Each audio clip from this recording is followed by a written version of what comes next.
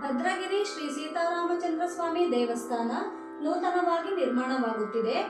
ಶ್ರೀರಾಮನಿಗೆ ಅಳಿಲು ಸೇವೆಯಂತೆ ಈ ಆಲಯ ನಿರ್ಮಾಣಕ್ಕಾಗಿ ಧನ ಸಹಾಯ ಮಾಡಲು ಇಚ್ಛಿಸುವ ಭಕ್ತಾದಿಗಳು ದೇವಸ್ಥಾನದ ಟ್ರಸ್ಟ್ ಅಕೌಂಟ್ ಅಥವಾ QR ಕೋಡಿಗೆ ಧನ ಸಹಾಯವನ್ನು ಸಮರ್ಪಿಸಿ ಆ ಶ್ರೀರಾಮನ ಕೃಪೆಗೆ ಪಾತ್ರರಾಗಬೇಕೆಂದು ಪ್ರಾರ್ಥಿಸುತ್ತೇವೆ. ಜೈ ಶ್ರೀರಾಮ್. ಲೋಕ ಸಮಸ್ತ ಸುಖಿನೋ ಭವಂತು. ಸಮಸ್ತ ಸನ್ಮಂಗಳಾನಿ ಭವಂತು.